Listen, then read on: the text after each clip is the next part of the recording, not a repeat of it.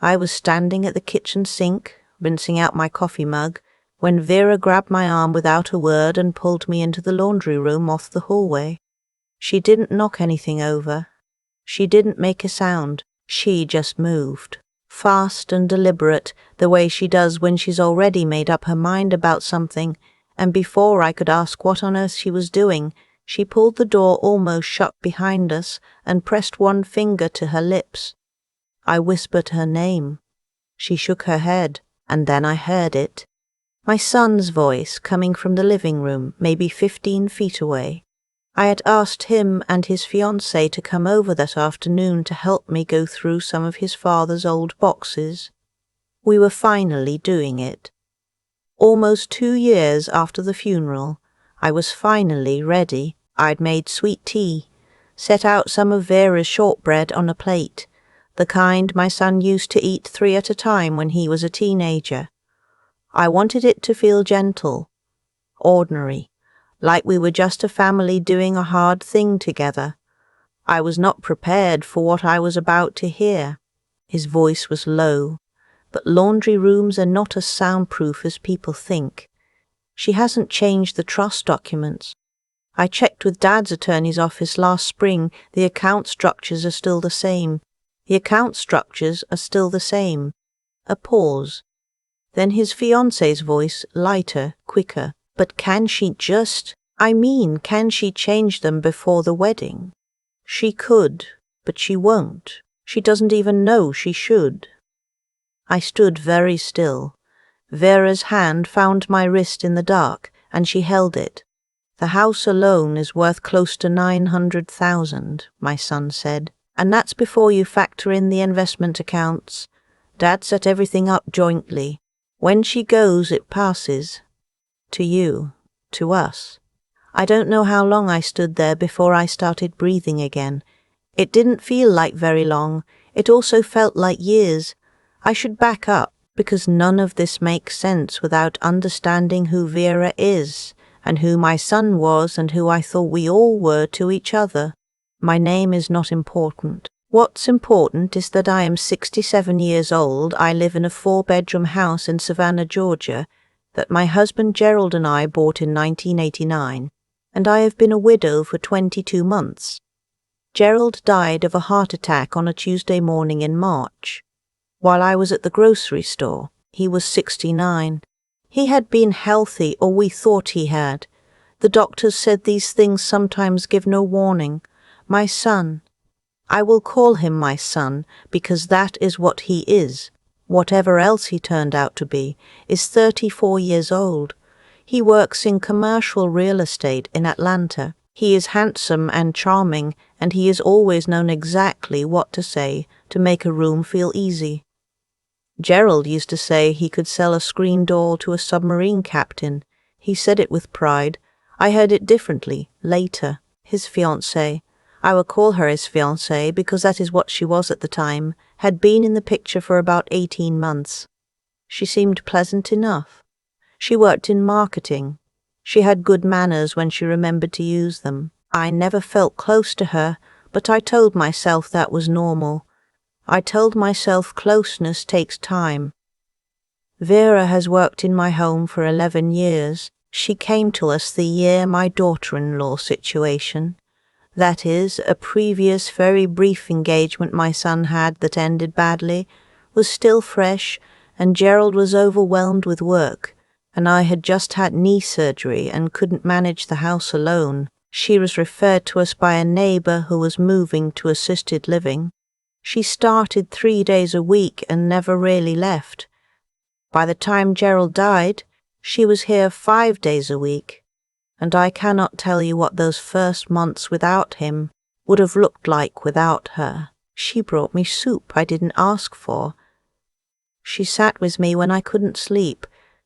She never made me feel like a burden, and she never treated my grief like an inconvenience.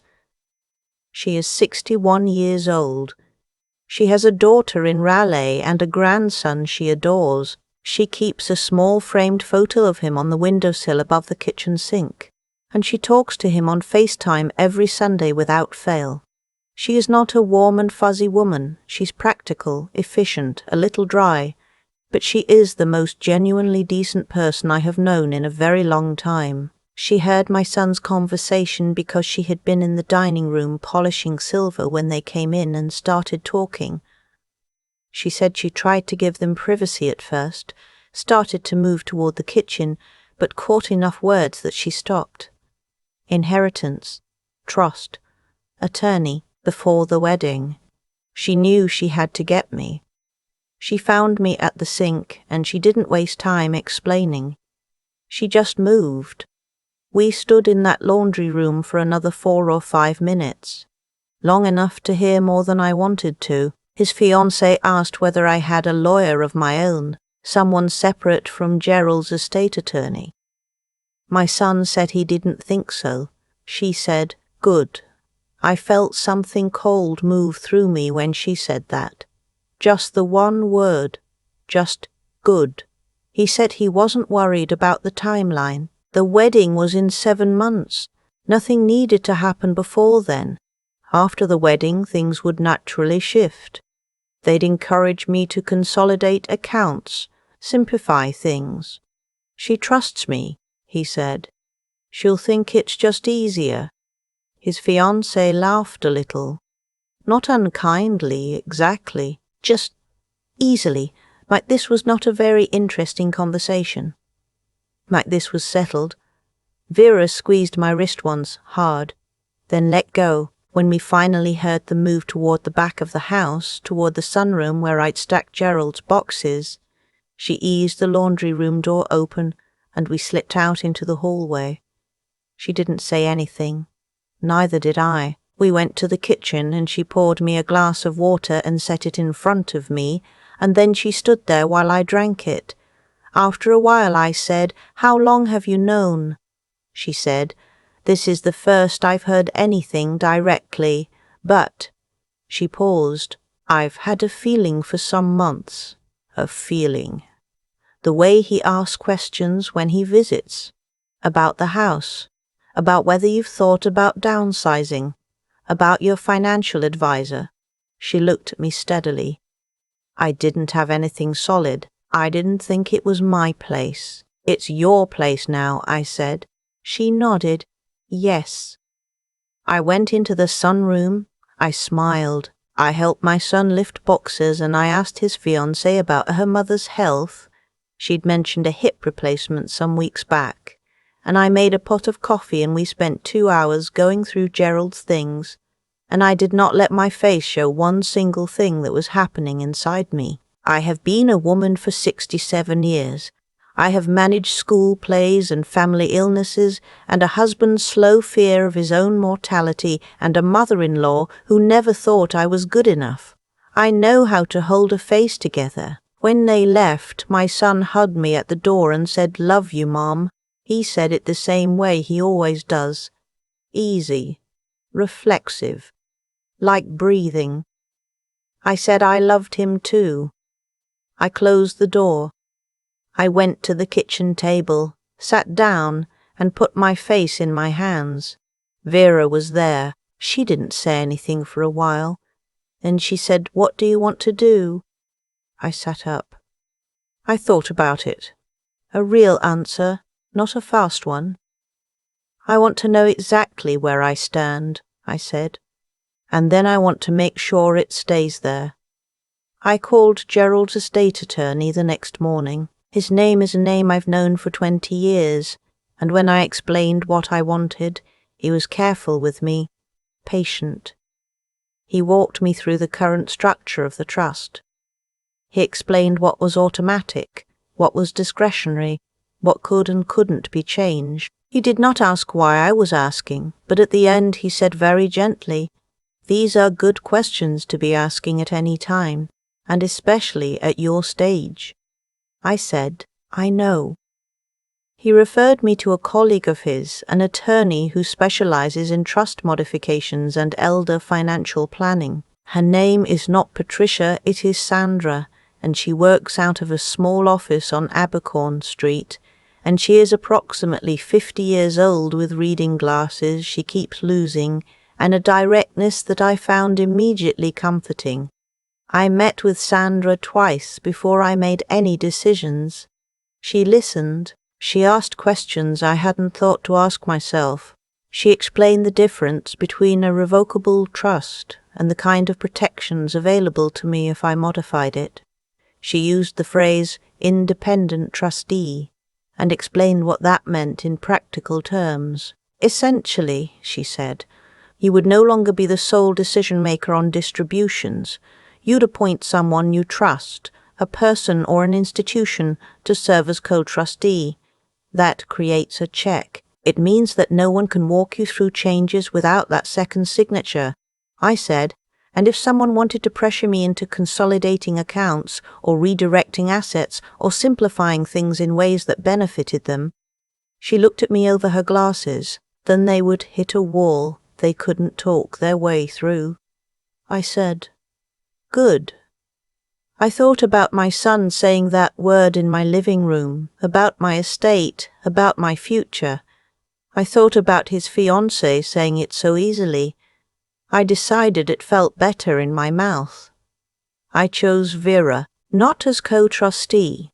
Sandra advised against that for practical reasons. But I updated my estate plan in a way that finally, properly reflected what Vera actually means to me. I will not say the exact figures, but I will say that the bequest I left her is enough that she will never have to worry about her retirement, and that her grandson will have his college education paid for without anyone having to scramble. I say this not to seem generous. It is not generosity. It is just correctness. But because she had 11 years of showing up for me, and she pulled me into a laundry room when she could have pretended she hadn't heard anything, and she stood at my kitchen table while I put my face in my hands, and she asked me what I wanted to do, that is worth something. It is worth quite a lot. I also amended the trust in ways that meant my son's access to anything would be contingent on conditions that Sandra helped me structure carefully and legally, and that I will not spell out here because they are mine. The wedding planning continued.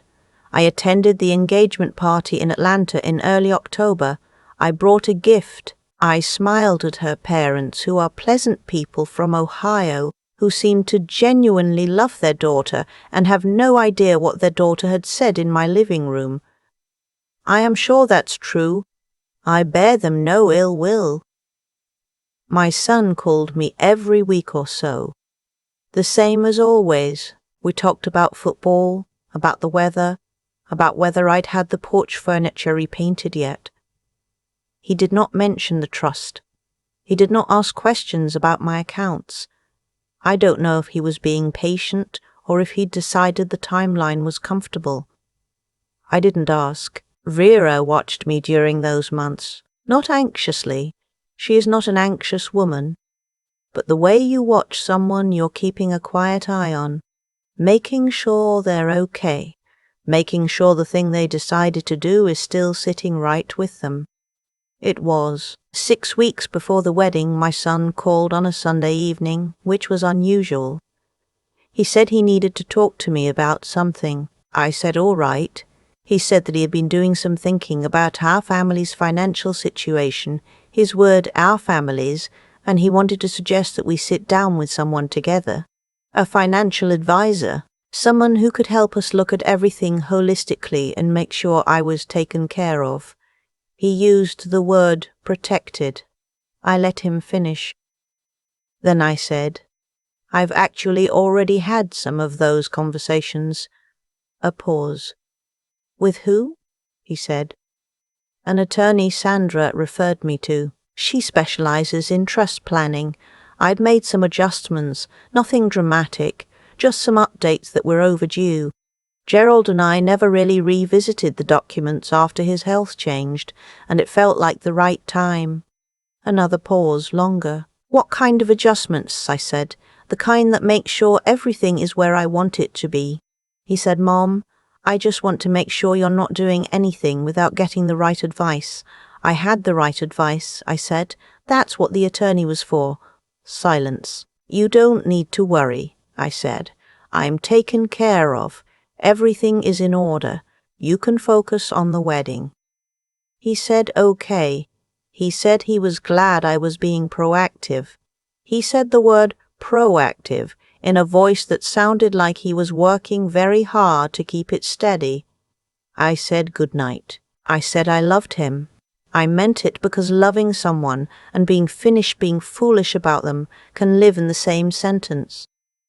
3 weeks before the wedding, his fiancée called it off. He called me and he was devastated, and I listened to him cry for the first time since he was maybe 12 years old, and I did not feel good about that.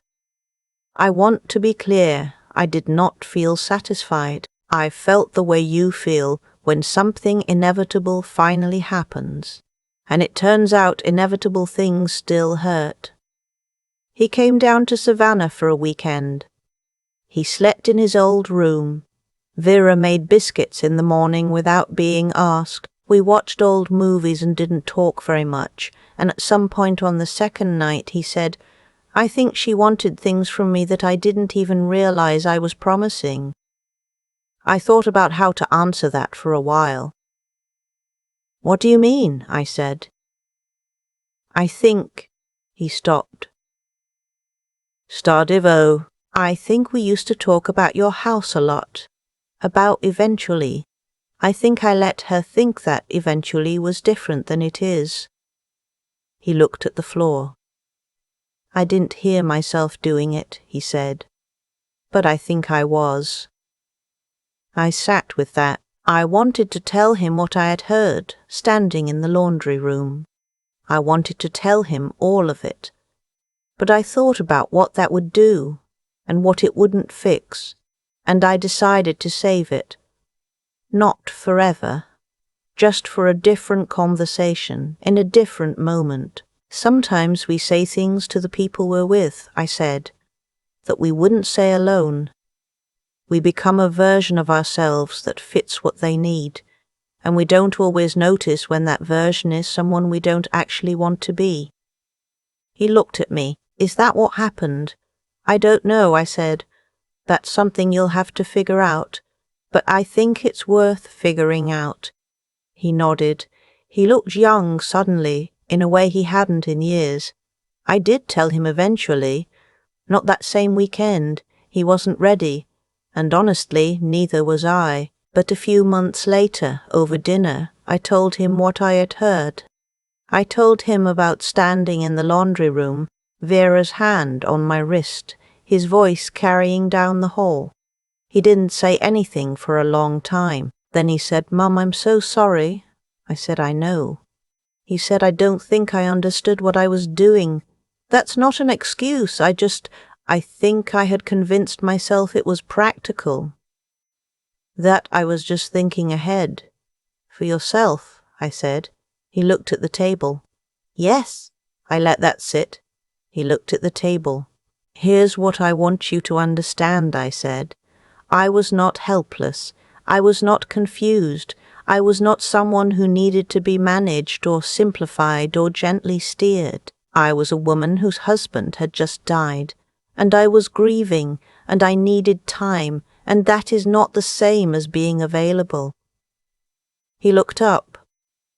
"I know," he said. "I know that now." "You should have known it then," I said.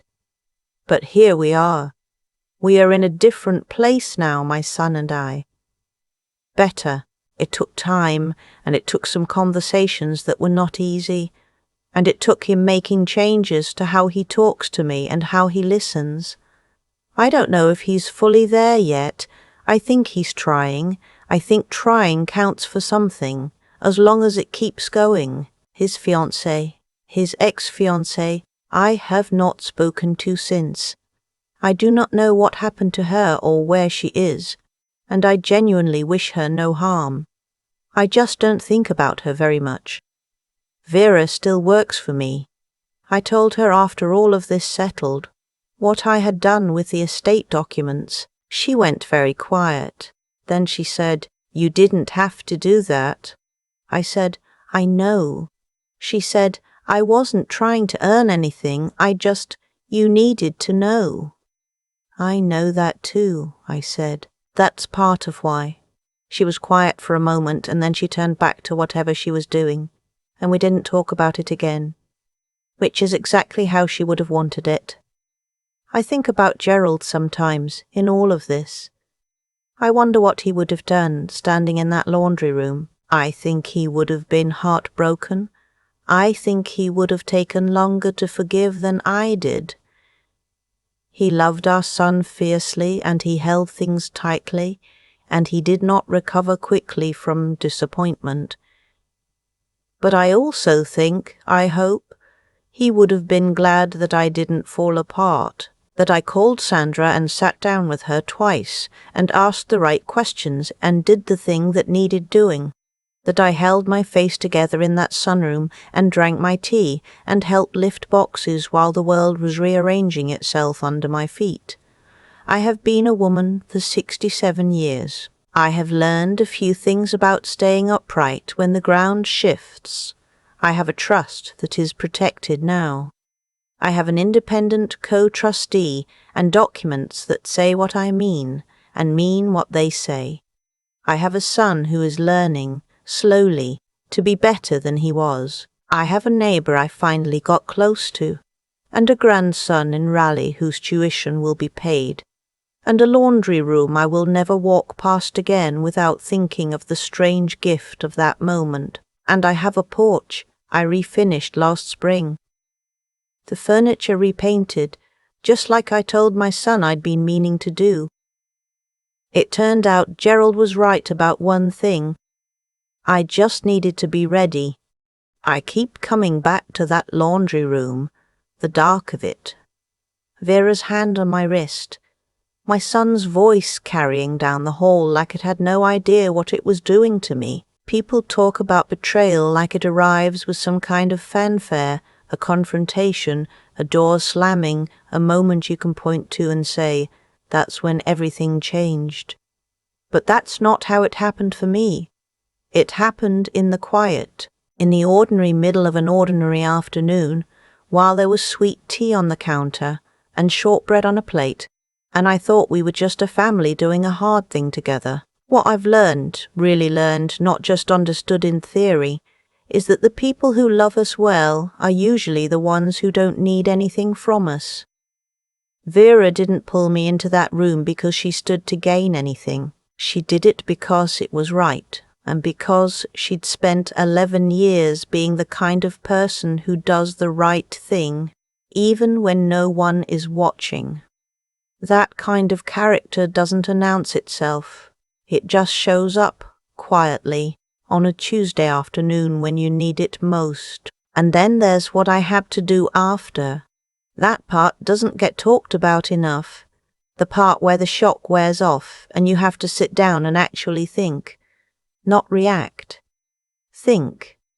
I could have called my son that same evening. I could have cried, confronted, accused. Part of me wanted to. But I had spent 67 years learning that the decisions you make while you're still shaking are rarely the ones you'd make again with a clear head. So I waited, I called an attorney, I asked questions I didn't know I needed to ask. I made a plan. That's the thing about hard-earned wisdom. It doesn't feel like wisdom when you're in it. It just feels like choosing, very deliberately, not to fall apart. My son is a good person who got lost for a while inside a relationship that brought out something calculating in him, something I don't think was entirely his own. I believe that. But I also know that believing it didn't mean I had to leave myself unprotected while he found his way back. Loving someone and being clear-eyed about your own safety are not opposites. I had to learn that late, but I learned it. What stayed with me more than anything is this: the people in your life will show you who they are, not in grand speeches or dramatic moments, but in small choices. What they say when they think you're not listening. What they reach for when they think the path is clear. And you can choose, once you've seen clearly, what to do with that information. You don't have to perform forgiveness before you've protected yourself. You don't have to pretend you didn't hear what you heard. I have a porch I refinished last spring. I have documents that say what I mean. I have a grandson in Raleigh whose future is a little more certain than it was a year ago, and I have a son who is learning slowly to be better. That's enough. That is genuinely enough to move forward with.